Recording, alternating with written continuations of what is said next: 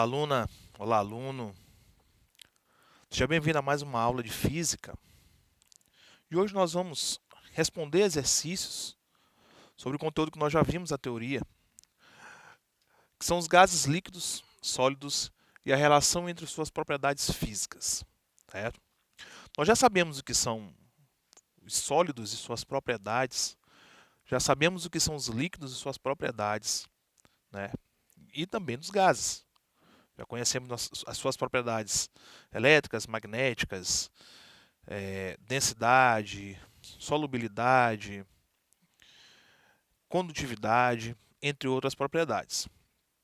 Então hoje nós vamos colocar em prática esse conteúdo, ok? Então vamos à primeira questão. Então no exercício 1 diz o seguinte: um pedaço de isopor, quando colocado na água, ele fica na superfície. Mas se jogarmos um pedaço de ferro, o mesmo descerá até o fundo. A que propriedade deve-se esse fenômeno? Certo? Então o isopor, né, a questão diz, o isopor, quando ele é solto na água, então ele vai ficar na superfície. Isso ele não vai afundar. E o ferro não, o ferro ele vai afundar, né? Ele vai para a superfície inferior da água, ok? Então ele quer saber, a questão quer saber a que isso se refere, né?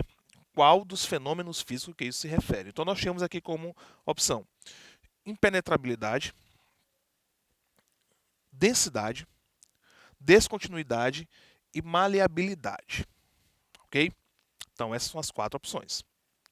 Então vamos à resposta e daí nós vamos discutir.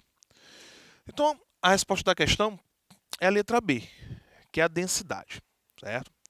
Então o que é densidade?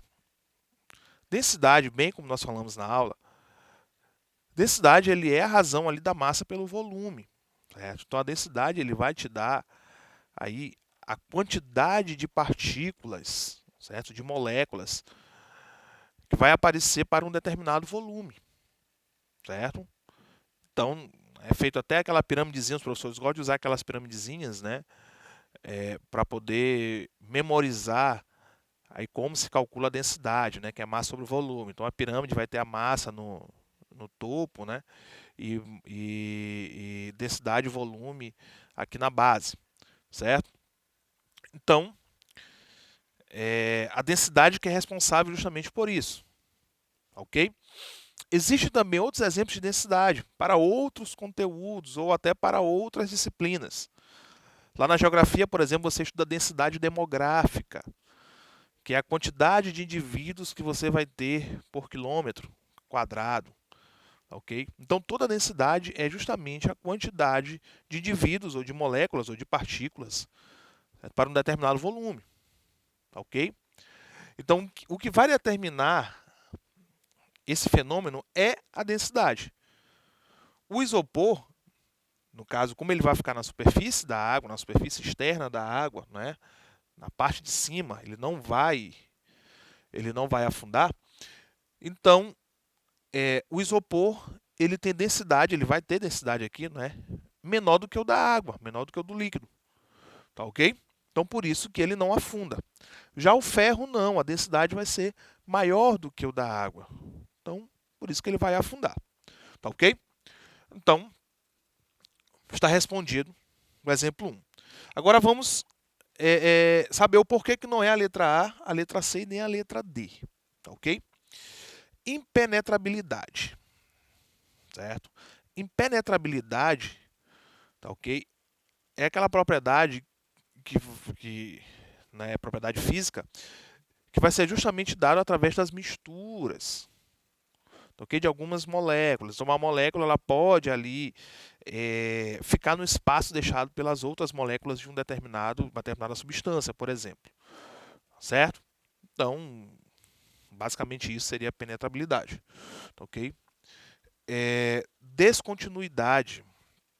Essa descontinuidade é mais uma situação que vai relacionar o fluxo, não é,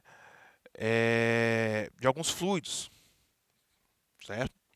E a maleabilidade é justamente a estrutura do qual esses moléculas, né, esses átomos, eles vão estar ali organizados, tá ok? Então, o que vai determinar se um determinado corpo, um determinado material, ele vai afundar ou não, vai ser a densidade, ok? Viu como é simples? Vamos para outro exemplo, né? Então, numa questão 2 diz o seguinte: um frasco com diferentes substâncias incolores, certo? Incolores, lembrando que incolor, né, aquela que não tem cor, estão identificados com as seguintes informações: massa, volume, densidade e viscosidade, certo? Que propriedades permitem reconhecer um material? Então, você tem um frasco, né, com diferentes substâncias. Essas substâncias não têm cor, certo? Tem apenas algumas informações. Então, quer saber como é que a gente vai conseguir reconhecer que substâncias são aquelas, ok? Se visivelmente a gente não consegue saber, não consegue diferenciar. As duas são incolores, ok? Então, vamos à resposta, depois a gente discute, né? Então, nós só vamos conseguir determinar que materiais são aqueles através da sua densidade e através da sua viscosidade. Densidade e viscosidade, né? A viscosidade é a capacidade que o fluido ele vai ter, né, quanto ao seu fluxo, né? Na verdade, é a resistência que ele vai ter quanto ao fluxo. Isso nós chamamos de viscosidade. Okay? Existem materiais que são mais viscosos do que os outros, certo? Só lembrar do óleo de cozinha, lembrar da água, né? O óleo de cozinha é mais viscoso que a água. O óleo que é colocado no motor dos automóveis também ele tem que ser bem viscoso, tá ok? Então, nós só vamos conseguir reconhecer esses materiais se nós conhecermos a sua densidade e a sua viscosidade. Porque a densidade e a viscosidade, certo? Eles são propriedades de um determinado material. Ok? E, logicamente, quando nós sabemos a sua massa, tá certo? Essa quantidade de matéria que tem ali. Tá ok? Então, através disso, a gente consegue definir a sua densidade e a sua viscosidade. Eles são tabelados. Tá ok? Massa e volume. A letra A. Ok? Eu consigo reconhecer através da quantidade. Certo? Se eu tiver dois materiais, né, em frascos diferentes de mesma quantidade, né, massa é a quantidade de matéria, de mesma quantidade de matéria, isso vai ser determinante para eu saber que materiais são aqueles, certo? Fica impossível, né? A mesma coisa é com o volume. Eu sabendo o volume não me garante, né, de eu conhecer que material é aquele. Então já não pode ser a letra A. Volume e densidade. Densidade tudo bem. Densidade dá como a gente conhecer. Mas o volume não. Certo? O volume ele não vai me dar garantia daquilo. Ok? Massa e viscosidade. A viscosidade tudo bem. Mas a massa não. Ok? É como, é como se pegasse, por exemplo,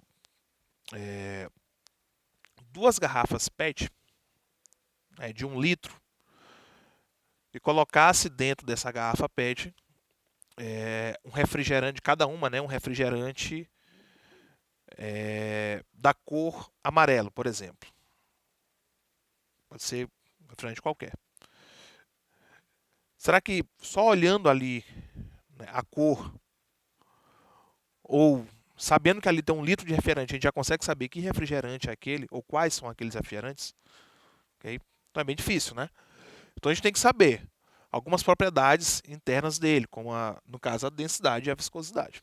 Tá ok? Então isso que vai garantir que a gente reconheça.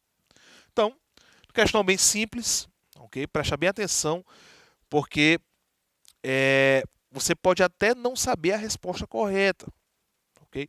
Mas existem alguns absurdos que a gente já pode descartar da questão, e isso vai garantir com que você acerte a questão, como massa e volume. Percebam que massa e volume ele está aparecendo, né, com bastante recorrência, tá ok? Então, só a massa ou só o volume, ou os dois juntos, não vão me garantir que a gente reconheça que material é esse. Ok? Fica ligado que responder a questão, a gente pode também responder a questão desta forma, eliminando ali os absurdos e no final vai sobrar apenas a resposta correta, a resposta satisfatória. Ok? Questão 3. Então é o seguinte. Uma pessoa comprou um frasco de álcool anidro. Para se certificar de que o conteúdo do frasco não foi fraudado com adição de água, basta que ela determine com exatidão: 1. Densidade. 2. Volume. 3. Temperatura de ebulição. 4. A massa. Certo? Então, dessas informações, quais são as corretas, né? Então, vamos à resposta correta, depois a gente faz a discussão. Então, para que a gente determine, para que a gente certifique, quer dizer, de que esse frasco de álcool ele não foi alterado, né, ele não passou aí por um processo de misturas, nós precisamos conhecer a densidade e a temperatura de ebulição. Ok? Muito simples. A densidade já discutimos, né? A densidade é a massa sobre o volume, certo? É a quantidade de elementos que a gente vai ter para determinado volume, tá ok? E a temperatura de ebulição. Cada material, né, cada substância, ele tem um ponto de fusão e um ponto de ebulição, certo? O que é o ponto de fusão e o ponto de ebulição? O ponto de fusão é o momento em que a água, né, ou o material, a substância qualquer, passe do estado sólido para o estado líquido.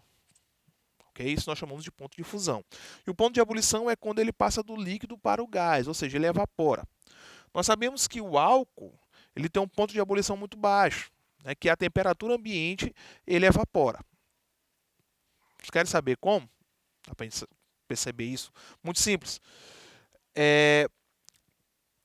Pela situação sanitária que nós estamos passando, não é? Então virou rotina, né? Tem que virar rotina, passar álcool em gel nas mãos, certo? Até para poder limpar das impurezas e aí ser um mecanismo de defesa contra o coronavírus e outros micro-organismos, não é isso? Então percebe-se que quando se passa o álcool em gel nas mãos, depois de um tempo em que se passou, normalmente sente-se a temperatura das mãos diminuir, certo? Ou sente-se frio nas mãos, certo? Isso se dá por quê? O álcool ele tem um poder, ele tem um ponto de ebulição muito baixo. Então, no momento que o álcool evapora da mão, certo? Isso é por conta de ele estar roubando calor, certo? Então, o álcool ele roubou calor das suas mãos, certo? Vai dar aquela sensação de frio, é por isso que tem a sensação de frio nas mãos. Com isso, ele vai evaporar. Então, ele evapora só a temperatura ambiente, ou a temperatura, né, ou ao calor que você passou para aquele álcool. Tá ok? Então, a temperatura de ebulição, ela é um ponto fixo para cada substância. Cada substância tem seu ponto de ebulição, assim como tem seu ponto de fusão. Ou seja, conhecendo o ponto de ebulição de uma substância, a gente vai saber se ela foi adulterada ou não. Okay? Se houve misturas, né, do álcool com a água, por exemplo. Certo? A gente sabe que quando há misturas, a temperatura, quer dizer, o ponto de ebulição, ele não acontece mais a uma mesma temperatura. Ok? Então vamos lá. Agora vamos àquelas que não podem ser, né? Não podem ser o volume por quê? Certo? Eu posso muito bem retirar uma quantidade de álcool e completar essa quantidade de álcool que eu tirei com água, por exemplo. E a gente não vai, né, só olhando, não vai conseguir perceber que houve essa mudança. Ok? Então não pode ser o volume. Com a massa, a mesma coisa. A quantidade de matéria que eu retirei, eu posso adicionar mais matéria, ok? Para equilibrar e só isso não vai garantir com que eu consiga saber se foi adulterado ou não. Ok? Então, resposta correta, densidade e temperatura de ebulição. Ok? Viram como é fácil? Vamos ao próximo exercício. O ponto de fusão e ponto de ebulição são propriedades físicas. E através dele, podemos saber qual o estado de agregação da matéria. De acordo com as informações descritas, identifique qual o estado físico, respectivamente, dos materiais abaixo na temperatura de 25 graus Celsius. Ok? Então, de 25 graus Celsius, a gente tem que saber, né, se a substância A, B e C estão no estado sólidos, líquidos, líquido ou gasoso. Ok? Então, 25 graus. Então, na substância A, o ponto de fusão é a menos 20, ou seja, sólido para o líquido a menos 20. Certo? Na substância B, a 250, né? Sólido para o líquido. E na substância C, a menos 10. Ok? Então, e o ponto de ebulição, né, da substância A, 40, da substância B a 500 e da substância C a 10 graus Celsius. Então, vamos ver qual é a opção correta, depois a gente discute. Ok? Então, a opção correta, letra A. Né? Então, a 25 graus Celsius, a substância A ela estará no estado líquido, a B no estado sólido e a C no estado gasoso. Vamos lá. É 25 graus Celsius. Perceba que o ponto de fusão da substância A é a menos 20. Certo? E o ponto de ebulição é a 40. 25 graus está entre menos 20 e 40. Certo? Ou seja, quem está abaixo de menos 20 é sólido e quem está acima de 40 é gasoso. Então, se ele se encaixa ali, né, entre o ponto de fusão e o ponto de ebulição, ele só pode estar no estado de líquido. Ok? Já o ponto B, né, o ponto B diz o seguinte, que o ponto de fusão é 250 e o ponto de ebulição é 500. Okay? Percebam que o 25 graus ele está abaixo do 250, certo? Ou seja, entre 250 e 500, estado líquido. Quem está abaixo de 250 é sólido e quem está acima de 500 é gás, é vapor. Okay? No caso, 25 está abaixo de 250, então é estado sólido. Okay? E a substância C, o ponto de fusão é menos 10 e o ponto de ebulição é 10. Ou seja, quem está entre menos 10 e 10 está no estado líquido. Certo? Abaixo de menos 10 é sólido e acima do 10 é gasoso. Ok? Então, como está entre o menos 10 e o 10, né, o estado líquido, né, 25 está acima do 10, então só pode estar no estado gasoso. Ok? Só lembrando que há uma diferença, né, entre o estado gasoso, entre gás e vapor. Tá, ok? O gás ele não consegue retornar para os estados anteriores, como o estado, né, líquido, apenas mudando a temperatura, certo? Então, tem que se mudar a temperatura e pressão e outras coisas. Então, ele não consegue retornar, né, mexendo apenas na pressão. Então, tem que ter a mudança de outros fatores. Já o vapor, não. O vapor ele consegue retornar para os estados anteriores apenas mexendo com a pressão. Tá, ok? Então, se mexeu com a pressão e mudou de estado, mexeu apenas com a pressão e mudou de estado, estamos falando de vapor. Mas se mexeu apenas com a pressão e não mudou de estado, não foi suficiente para mudar de estado, né, apenas mudando ela, ou tem que mexer também em outros fatores, nós estamos falando de um gás. Tá, ok? Então, lá na tabelinha, lá no diagrama de fases, lá tem um ponto crítico. Né? O ponto crítico é quando já se tem um ponto de gás, né, mexendo apenas ali na pressão. Tá, ok? Então, questão simples, tá certo? Fica bem atento à questão da temperatura, certo? Se a temperatura está entre o intervalo do ponto de fusão e ebulição, se estiver entre o intervalo entre o ponto de fusão e ebulição, é estado líquido, que é o estado intermediário, certo? Se está antes, né, é estado líquido, estado sólido, desculpa, e se estiver após é estado gasoso. Tá, ok? Por enquanto nós apenas trabalhamos com esses três estados, mas lembrando que existe também o estado de plasma e o condensado de Bose-Einstein. Tá, ok? Então, com isso, nós finalizamos a nossa aula. Okay? Continue assistindo as nossas aulas aí pela TV e pela plataforma Gonçalves Dias. E até a próxima.